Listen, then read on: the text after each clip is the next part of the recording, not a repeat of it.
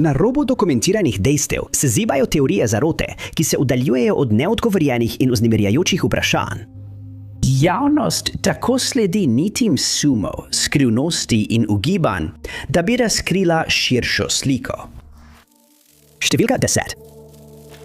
Wall Streetov pritisk, poslovna zarota, pritisk Bele hiše. Poznana je pod mnogimi imeni, a najpogosteje ga imenujejo pozabljeni državni udar leta 1933. Zarota, za katero skoraj nihče ne ve. V središču tega je bil general-major Smedley Butler z vzdevkom bojeviti kveker. Veljal je za enega najbolj odlikovanih marincev v zgodovini Združenih držav in bil edini nosilec medalje za hrabrost mornariške pehote. Bil je tudi edina oseba, ki je dvakrat prejela medaljo časti za ločena vojaška dejanja. Prav Butler je postal nepopustljiv glas proti vojni industriji. Amerika po prvi svetovni vojni je bila polna optimizma in blaginje. Proizvodnja in roparski baroni so bili na vrhuncu, oligarhi pa so služili več denarja kot kdajkoli prej. Neregulirani borzni trg je prav tako cvetel, vsaj do leta 1929, ko so Združene države Amerike padle v veliko depresijo. Kot neposredna posledica tega je bila oblikovana prva administracija Franklina D. Roosevelta, ki je bila pozorna na stisko, s katero so se Američani zdaj soočali, ko so čakali v vrstah pred ljudskimi kuhinjami. Ker so Američani neposredno krivili republikansko stranko, Franklin D. Roosevelt pa je na koncu popravil zmedo, so se ljudje obrnili nanj. Tako se je začel New Deal, v katerem so bili ustvarjeni socialne varovalke, ki jih vidimo še danes, vključno z zavarovanjem za primer brezposelnosti in socialno varnostjo. Toda prav zaradi njegovih demokratičnih pogledov in vzgoje v bogati družini je večina poslovnežev in oligarhov ne odobravala Rooseveltove ogromne moči in vpliva. Novembra 1932 je bil izvoljen za predsednika Združenih držav Amerike, kar je konservativne člane javnosti izjemno vznemirilo, saj so se povečali strahovi pred socializmom in nepremišljenim vladnim trošenjem. Prav ti združeni elementi bi vodili do nenavadne zarote.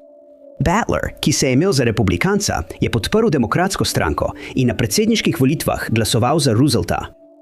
Leto kasneje je začel obsojati kapitalizem in bančnike.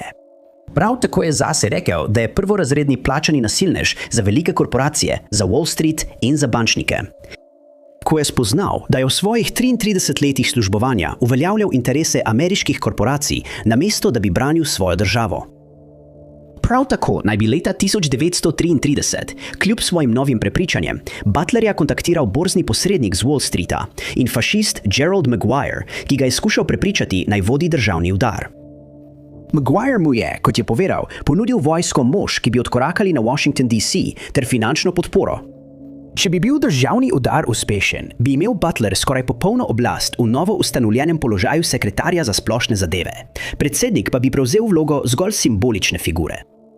Pod prisego je Butler pričal, da skupina poslovnežev ustvarja fašistično veteransko organizacijo, da bi izvedli državni udar in strmoglavili predsednika Roosevelta.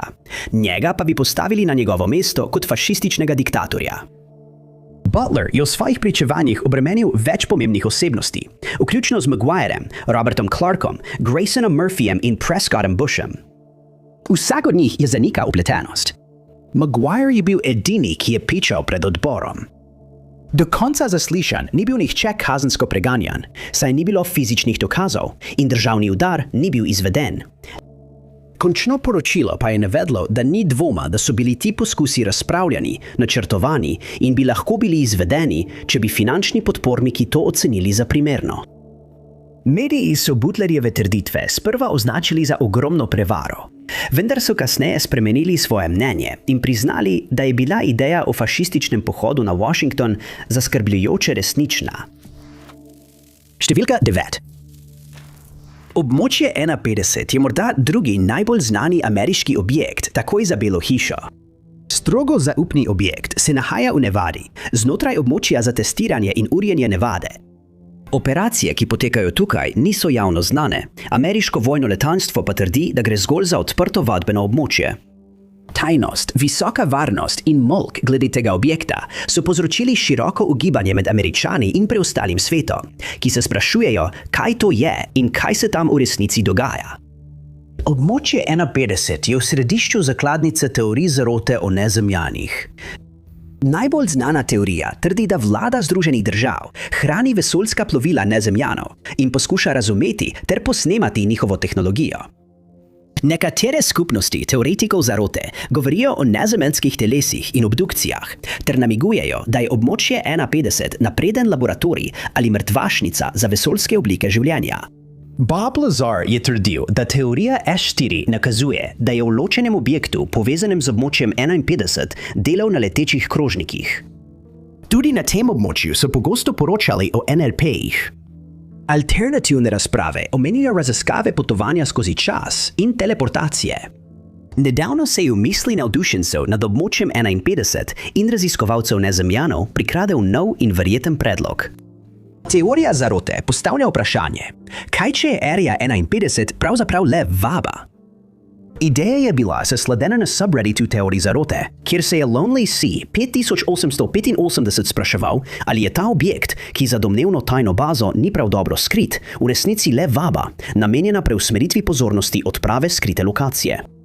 Eden od teoretikov je zapisal, da je njegov prijatelj iz letalskih sil delal v Nevadi in je vedno omenjal Area 52, vendar nikoli ni razkril, kaj se tam dogaja. Komentar namiguje, da je bilo Area 51 morda tajni objekt, dokler to ni več bilo, zaradi česar je vlada dejansko bazo preselila drugam in prvotno lokacijo pustila, da postane turistična destinacija, kot to že je. Mnogi drugi uporabniki Reddita in sozarotniki verjamejo, da je to morda res, in v to tudi verjamejo. Area 51 je bilo prvotno namenjeno raziskavam zunajzemeljskega življenja in tehnologije, vendar je pritegnilo veliko več pozornosti, kot bi si lahko privoščilo, da bi ostalo skrivnost. Zato so se odločili za nerazkrito preselitev. Nekateri verjamejo, da je novi naslov na neimenovanem otoku, ki ni naveden na zemljevidih ali Google Earthu. Vprašanje je potem postalo, če Area 51 ni pravo mesto, kje je potem skrivna vladna baza, ki naj bi se ukvarjala z raziskovanjem nezemljanov. Domnevno Area 52 bi lahko bilo kjerkoli. Na Aljaski so baze, kot sta JBear in EAFB. V Združenih državah Amerike je Camp Peary strogo varovano vadbišče za tajne operacije CIA, pa tudi kompleks Cheyenne Mountain, ki je bil domnevno zgrajen za nadzor vesoljske obrambe. Obstajajo tudi teorije, da bi se prava baza lahko nahajala na težko dostopnih mestih, kot so neprehodne gore, zamrznjene pokrajine ali v jarkih globokih kanjonov. Številka 8. Obstaja splošno priznan pojav izginjajočih nogavic, kjer oblačina damo v velik pralni stroj, ven pa pride le del njih. Čeprav se na to pogosto gleda kot na smešen dogodek, ki ga mnogi preprosto vzamejo z nasmehom, je skrivnost izginulih nogavic, čeprav se sliši zabavno, zelo resnična. Izbrani kos oblačila izgine in nihče, niti strokovnjaki, niso uspeli ugotoviti, kam je izginil. Nekateri so v šali predlagali neverjetne zgodbe, medtem ko so drugi pojav podrobno preučili in oblikovali delovne hipoteze. Ena od teh hipotez je teorija prostor-časa, ki predlaga, da pralni in sušilni stroji ustvarjajo majhne črvine. Trditev namiguje, da visoke hitrosti, s katerimi se ti aparati vrtijo, ustvarjajo elektromagnetno polje, ki lahko ukrivi prostor-čas, kar povzroči nastanek majhnih portalov, v katere se posesa oblačila, še posebej nogavice. Električni motorji pralnih in sušilnih strojev res lahko ustvarjajo nizkofrekvenčna magnetna polja, za katera se domneva, da so okoli 50 do 60 Hz. Črvine so prav tako teoretični koncept, ki obstaja znotraj Einsteinove teorije splošne relativnosti in še niso bile opažene. Kljub temu pa nedavne študije o morebitnih odmevih črvin, signalih, ki prihajajo z druge strani črvine, nakazujejo na obstoj odmeva. U-trip vztraja pri približno 56,93 Hz, kar ustreza frekvenčnim vrednostim magnetnih polj, ki jih ustvarjajo vrteče se gospodinjske naprave. Kljub temu ni nobenih dokazov, ki bi podpirali teorijo, da te naprave ustvarjajo majhne črvine, ki požirajo nogavice. Toda, tako kot pri vsaki drugi teoriji zarote, se tudi ta ideja uporablja za to, da posameznikom ponudi možno razlago za nekaj, česar ne razumemo. Potem pa je en podiplomski študent postopoma začel temeljito raziskovati to anomalijo in začel z oceno števila nogavic, ki jih vsaka oseba na Zemlji izgubi. Povprečno število je bilo 1,3 nogavice na leto. Na to je bila določena časovnica, ki se je začela z množično uporabo pralnih strojev, postavljeno na leto 1956. Na koncu je študent upošteval še maso povprečne nogavice, ki znaša 25 gramov. Z milijardami ljudi, ki skozi več desetletij vsako leto izgubijo milijarde nogavic, se začne pojavljati številka, in to precej velika. Vse izgubljene nogavice v zgodovini, zbrane na enem mestu skozi teoretično črvino v pralnem stroju, bi preprosto povedano tehtale 1,44 krat toliko kot Sonce. Bil je priznani astrofizik, ki je dokazal, da bela pritlikavka ne more preseči mase, ki je 1,44 krat večja od mase Sonca, saj bi v tem primeru preprosto kolapsirala pod lastno težo in nastala bi črna luknja. Teorija zarote namiguje, da so se nogavice, ki so bile prenesene skozi prostor-čas, nabrale na enem mestu in ustvarile črno luknjo. Vsaka naslednja nogavica, ki bi izginila, bi bila na koncu posrkana in prenesena na neznane lokacije. To razlago so sprejeli navdušenci nad teorijami zarote, da bi pojasnili, zakaj se včasih v njihovih pralnih in sušilnih strojih znajdejo naključni kosi oblačil, ki niso njihovi in jih nihče ne prepozna. Številka 7. Ker danes teh bitij ni več, je koncept orjaških kuščarjem podobnih bitij, ki so nekoč tavala po planetu, težko razumeti. Njihove splošne oblike poznamo le zato, ker so se fosilizirale v sedimentu in vemo, da so sploh kdaj obstajale le zaradi kosti, ki so jih pustile za seboj. Če pomislimo, da so bile na Zemlji živali, ki niso bile podobne nobeni izmed današnjih, se sliši fantastično, neresnično in skoraj mitološko. Zaradi te legendarne pripovedi je med številnimi ljudmi razširjeno prepričanje, da morda dinozavri sploh nikoli niso obstajali. Teorija o lažnih fosilih namiguje, da so ostanke dinozavrov namerno ustvarile in postavile na Zemljo vladne oblasti, da bi vzdrževale laž, ki v resnici ne bi prinesla nobene koristi. Druga razlaga omembe dinozavrov jih prikazuje kot zmaje in namiguje, da so mitološke zveri, o katerih slišimo v pravljicah, nekoč hodile po planetu pred velikim svetopisemskim potopom. Manj znano prepričanje o dinozavrih je obrobna teorija, ki trdi, da so bili dinozavri nadnaravne stvaritve, ki naj bi jih domnevno ustvarili nefili. Nefilimi, skrivnostna bitja, se pojavijo v prvi Mojzesovi knjigi kot potomci božjih sinov in človeških hčera Adama. Njihovo ime bi lahko približno prevedli kot padli, ki služijo kot veliki bojevniki in biblični velikani, kot so prikazani v Ezekijelu in 4. Mojzesovi knjigi. Ta bitja so bile najbolj zmotno prikazane kot zlobni tirani, ker so jih povezovali z Noetovim velikim potopom.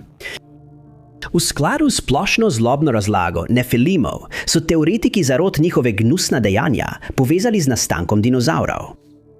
Po tej domnevi so nefilimi, ki so želeli zasmehovati božji naravni red, križali zemeljske zveri z nezemeljskimi bitji in ustvarili himerične demone. Dinozavri so torej, vztrajajo oni, demonska bitja in ne evolucijski predniki. Ta teorija zarote je povezana s teorijo vrzeli, torej z nepopisano vrzeljo med 1.1 in 1.2 v prvi Mojzesovi knjigi, kjer naj bi bil predadamitski svet ustvarjen, uničen in 6 dobesednih dni kasneje obnovljen. Prva Mojzesova knjiga 1.1 pojasnjujejo, je začetno ustvarjanje življenja, medtem ko je 1.3 ponovno ustvarjanje. 1.2 se zato razlaga kot trenutek velikega uničenja, znanega kot Luciferjeva poplava. Dinozavri bi po tem pogledu pripadali predadamitskemu svetu, ki je padal pod vpliv Satana. Zaradi svoje zdaj demonske narave so bili dinozavri uničeni v svetopisemskem potopu, za seboj pa so pustili kosti kot dokaz pozabljene dobe, v kateri so tavali kot gnusoba. Po tej teoriji fosili dinozavrov izvirajo iz obdobja pred stvarjenjem Adama in Eve, torej pred nefili. Prevladujoča teologija in paleontologija pa obeti razlagi o demonskih dinozavrih zavračata. Ni nobenih dokazov, ki bi podpirali te teorije ali predlagane časovnice, in to se obravnava zgolj kot še en način poskusa razumevanja nerazumljivosti zgodovine. Številka 6. Na Luno je vezanih veliko teorij zarote, kot na primer, da so polne lune povezane z norim vedenjem, ali da jo naseljujejo nezemeljska bitja. Nekateri verjamejo, da je ta naravni satelit v resnici votla vesoljska ladja, medtem ko drugi trdijo, da NASA nikoli ni zares pristala na njeni površini. Nemški diktator iz 30. in 40. let je prav tako predmet številnih neverjetnih zgodb, kot na primer, da nikoli ni zares umrl, temveč je pobegnil v Argentino, ali da je Tretji rajh ustanovil skrivno bazo 211 na Antarktiki. Nekateri vztrajajo, da je ista skupina razvila leteče krožnike, vril ali Henibu plovila, podobna vesoljskim ladjam Nezemljanov. Trdili so tudi, da so imeli napredno okultno tehnologijo. Tretji rajh in njihov diktator se pojavljata tudi kot akterija teorije zarote, ki nas vodi nazaj k nebeškemu telesu, kjer izraz mož na luni dobi povsem nov pomen. Glavni teoretiki zarot verjamejo, da so med drugim nacionalni socialisti Tretjega rajha v Nemčiji v 30. in 40. letih razvili tehnologijo. Ta tehnologija je bila za tisti čas izjemno napredna in jim je omogočila, da so poleteli med zvezde ter opravili prvi pristanek na Luni v zgodovini. Ta ideja se je pojavila po drugi svetovni vojni, ko so krožile govorice, da so nemški astronauti vstopili v vesoljsko plovilo, zapustili atmosfero in pristali na Luni, vendar tega dogodka niso nikoli dokumentirali. Pomanjkanje poročila pa je morda bilo namerno strani nacionalsocialistov. Po mnenju teoretikov je vojska med bivanjem na Luni vzpostavila strogo zaupno postojanko, za katero nihče ni smel izvedeti. Ta več desetletij stara teorija je celo pripeljala do ugibanj, da je diktator pobegnil na Luno in preživel preostanek svojih dni v podzemni lunarni bazi, varen pred jezo družbe. Teoretiki so povezovali to idejo tudi z nenadnim porastom opažanj letečih krožnikov v tistem obdobju. Posebej so izpostavili Roswell v Novi Mehiki, incident iz leta 1947, in trdili, da so za tem stali nacionalsocialisti. Po sorodnih teorijah sta se vojska in diktator med svojimi pustolovščinami celo srečala z več nezemeljskimi rasami. Teorije so postale tako priljubljene, da je leta 1947 Robert A. Heinlein napisal roman z naslovom Raketna ladja Galileo, v katerem je vključil nekatere elemente teh govoric. Roman spremlja 3 najstnike in znanstvenika, ki zgradijo raketo na atomski pogon, s katero poletijo na Luno, kjer se nato soočijo z nekaj kaotičnimi pustolovščinami. Knjiga je bila napisana tik po drugi svetovni vojni in odraža strah tistega časa pred potovanjem v vesolje. Napisana je bila tudi na način, da je bila za svoj čas znanstveno natančna, hkrati pa je delovala precej realistično, glede na to, kako je potovanje v vesolje potekalo 22 let kasneje, ko je prišlo do prvega zabeleženega pristanka na Luni. Podrobnost in natančnost Heinleinove rakete Galileo sta bili dovolj, da sta prepričali že tako prepričane, da je Tretji rajh res prišel na Luno in da se tam morda skriva tudi sam diktator. Številka 5. 9 dni, 1 uro in 32 minut od 1. aprila 2026 je posadka na krovu Artemis II potovala proti Luni na lunin prelet. Potovanje jih je popeljalo okoli Lune in nazaj, pri čemer so tisti na krovu postali prvi ljudje, ki so bili priča oddaljeni strani Lune ali temni strani, kot ji mnogi pravijo. To je bilo prvič v dokumentirani zgodovini, da je bila fotografirana druga stran Lune, kar nam je na Zemlji omogočilo visokoločljiv pogled na površje s kraterji. Toda misija Artemis II je prinesla nova vprašanja, kot na primer, zakaj se v 57 letih nismo vrnili na Luno? Uradni odgovor na to vprašanje je, da je javno zanimanje upadlo, s tem pa tudi podpora raziskovanju Lune. Vendar pa se lahko vprašamo, zakaj je zanimanje nenadoma upadlo že po eni sami misiji. Za teoretike zarote je bil odgovor na vprašanje, zakaj se nismo vrnili, veliko bolj zapleten in se je začel z domnevo, da se na Luno nismo vrnili zato, ker tja sploh nismo šli. Podobno kot teorija, da je pristanek na Luni lažen, so skeptični državljani trdili, da se misija Artemis II v resnici ni zgodila, ampak je bila le še en zrežiran dogodek, še eno odvračanje pozornosti od nepravilnosti vplivnih in priljubljenih oseb. In zagotovo je delovalo celih 10 dni. Od trenutka, ko so astronauti vstopili v raketo, je javnost spremljala vsako sekundo. Tako optimisti kot skeptiki so pozorno spremljali misijo in se čudili visokokakovostnim posnetkom, ki so prihajali nazaj na Zemljo. Za optimiste je bilo to navdihujoče in so jo opazovali z občudovanjem. Za skeptike pa je bila to le še ena laž. Trdili so, da so zelena platna ustvarila ozadje za še eno lažno misijo. To je bil še en trenutek na snemanem prizorišču filma, ki je Amerika. Teoretiki so opozarjali na čudne nedoslednosti v posnetkih, napake in stvari, ki preprosto niso imele smisla. Na primer, nekateri so opozorili na enega od videoposnetkov astronautov in na to, kako se je lasje Christine Koch niso obnašali na pričakovan način. Zdelo se je, da so lasje ostali na mestu, kar je povzročilo skepticizem glede celotne misije. V drugem videoposnetku, ki si ga je ogledalo več kot milijon ljudi, so astronauti prikazani, kako lebdejo v breztežnosti. Vendar so teoretiki hitro začeli ugibati in opozorili, da se v kadru pojavijo žice, kar naj bi nakazovalo, da so preprosto viseli pred kuliso. Krožile so tudi govorice o posnetkih, ustvarjenih z umetno inteligenco, kar je dodatno podkrepilo orodje SynthID za preverjanje vodnih žigov. V razpravo so se vključili tudi argumenti glede slik na oddaljeni strani Lune. Nekateri so ugibali, da morajo biti slike ponarejene, ker je na slikah vidna svetloba, NASA pa je trdila, da je to posledica poravnave Sonca, Lune in vesoljske ladje. Druga značilnost, ki je bila predstavljena kot dokaz v podporo trditvi, da je bila misija Artemis II ponarejena, so bile nenavadne podobnosti med slikami misije Apollo 8 iz leta 1968 in slikami misije iz leta 2026. Zemlja je bila, kot se je zdelo, v povsem enakem položaju glede na Luno, je bila pred vsemi tistimi leti. Vendar pa je bila ena zadnja napaka tista, ki bi tej teoriji zarote dala dodatno verodostojnost. Freudov spodrsljaj, ki je prepričal precejšen del javnosti, da misija Artemis II sploh ni potekala. Med intervjujem je kapitan misije, Reid Wiseman, podal naslednjo izjavo, citiram: "To je prvič, da bomo poslali ljudi na Luno. Misija Artemis II bi bila sicer drugič, da je človeštvo šlo na Luno, če sploh verjamemo, da se je to zgodilo, kot trdijo teoretiki zarote." Številka 4. Leta 2024 sta se v Združenih državah Amerike v bližini drug drugega zgodili dve najbolj uničujoči naravni nesreči. Prva od obeh je dosegla kopno 26. septembra v severozahodni Floridi in se imenovala orkan Helena, velik katastrofalen tropski ciklon. Hitro stopnjevanje je povzročilo veliko uničenje, ko je orkan pustošil po Tennesseeju, Georgiji, Severni Karolini in Južni Karolini.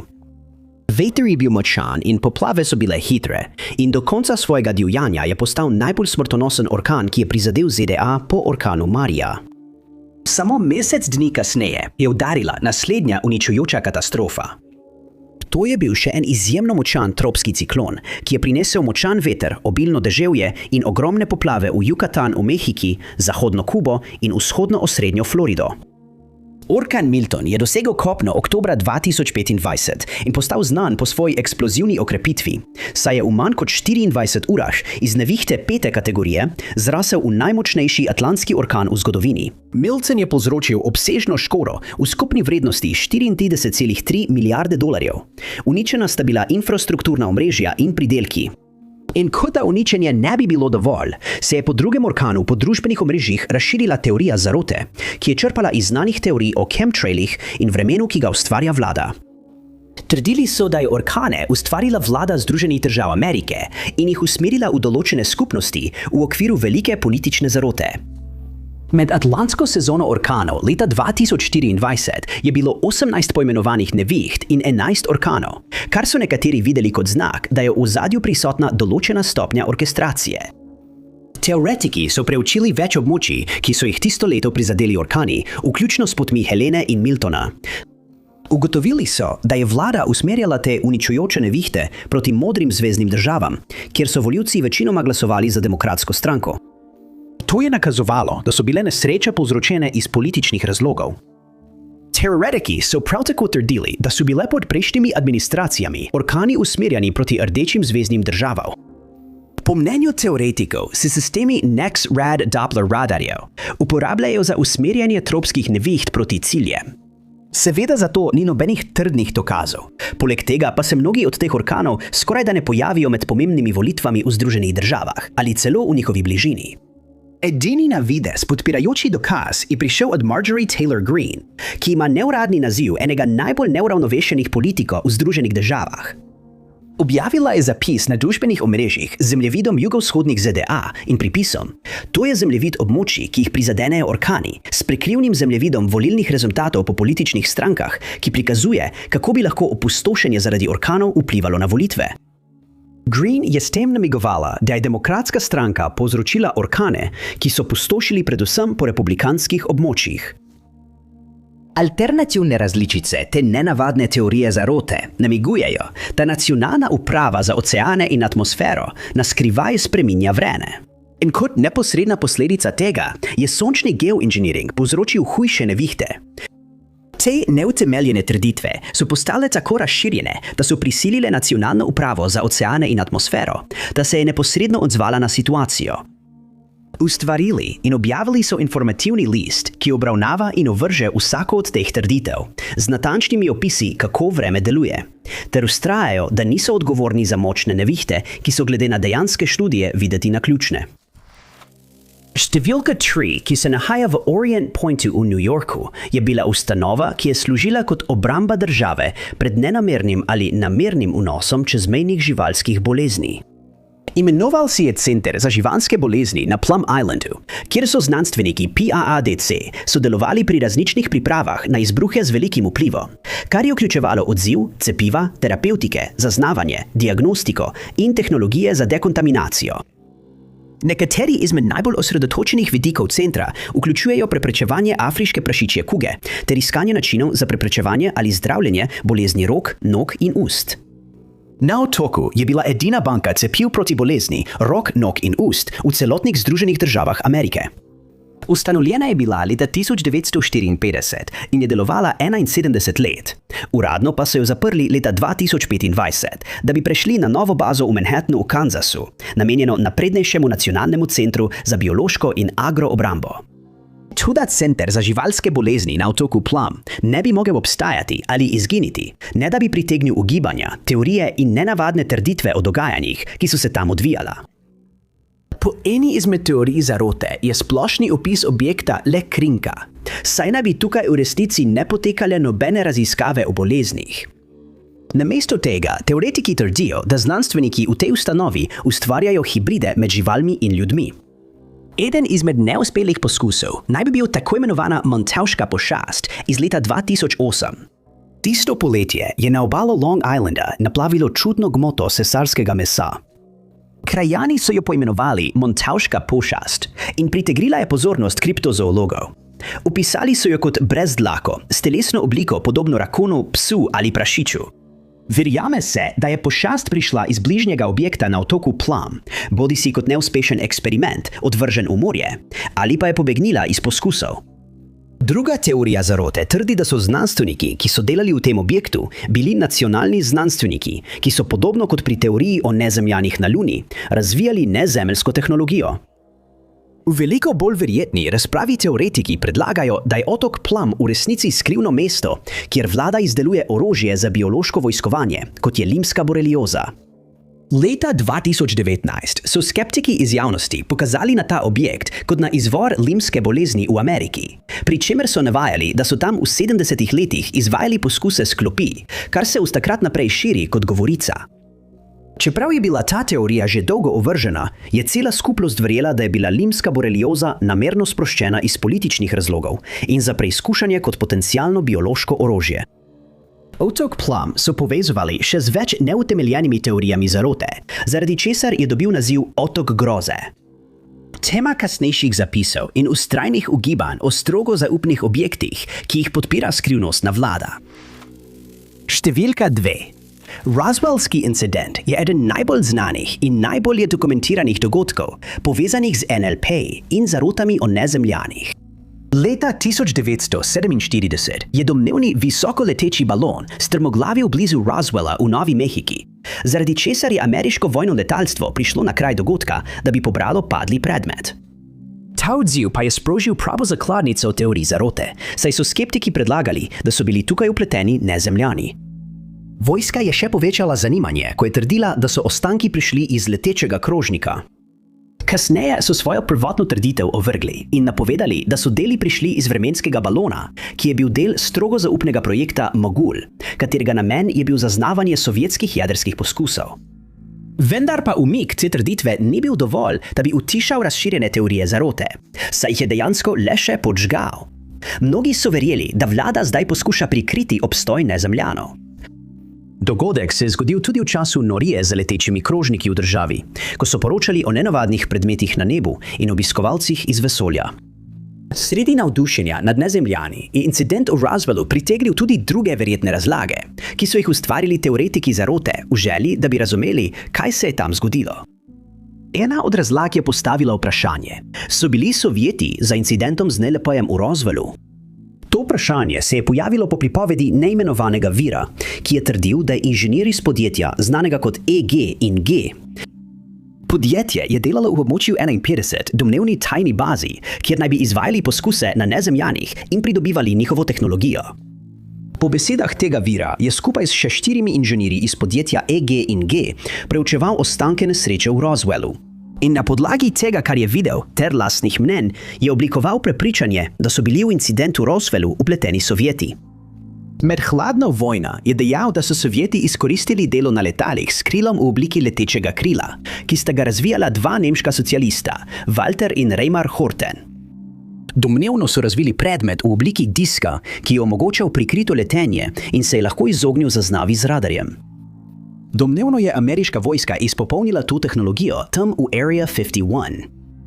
V naslednjih nekaj desetletjih je vojska predstavila letala, kakršnih še nismo videli, vključno z letalom F-117, ki je bilo zgrajeno kot prikrito jurišno letalo. Sovjetski voditelji so postali zaskrbljeni, ko so videli hitre tehnološke napredke svojih tekmecev, vključno z izdelavo in uporabo prve atomske bojne glave. Incident v Roswellu je trdil anonimni vir, naj bi ustvarila Sovjetska zveza kot opozorilo, da lahko in bodo sprožili prevaro z NLP, ki bi unesla strah med vse Američane. Strah, ki ga je že leta prej vzpostavila radijska oddaja Vojna svetov. Po navedbah vira so Sovjeti ustvarili matično ladjo, ki je gostila manjše leteče diske. Na dan incidenta v Roswellu naj bi domnevna matična ladja lebdelela nad območjem Aljaske in spustila drone. Ena od teh naprav je vstopila v zračni prostor Združenih držav in na neznan način strmoglavila v Roswellu. V notranjosti so bili biološko spremenjeni ljudje s povečanimi glavami in očmi. Domnevno so bili rezultat eksperimenta, ki ga je izvedel nori znanstvenik Josef Mengele. Posameznike v komi so kasneje prepeljali v Area 51. Teoretiki zarote verjamejo, da se ta razlaga ujema z incidentom v Roswellu, vključno z nenadnim porastom poročil o NLP-jih, ki naj bi bili po anonimni trditvi manjši droni spuščeni z matične ladje. Sovjeti so po tej teoriji dosegli točno to, kar so želeli. Panika je zajela Ameriko, saj je veliko državljanov verjelo, da so pod napadom nezemeljske vrste. Strahove je podpirala začetna izjava vojske, ki je trdila, da je bil predmet iz Roswella leteči krožnik. Po izjavi in krožečih teorijah so se nato pojavile govorice, da je bila razlaga o vremenskem balonu le prikrivanje resnice. Številka 1. 5. maja 2026 je obrambni minister Pete Hegseth sredi vse večjega števila nenavadnih trditev nagovoril javnost z nenavadno izjavo. Ne morem potrditi ali zanikati, ali imamo kamikaze delfine, lahko pa potrdim, da jih nimamo. Tisti oni, na katere je mislil, je Iran in izjavo je podal med intervjujem, v katerem je novinar omenil govorico o domnevnih kamikaze delfinih, ki naj bi jih uporabljal Iran.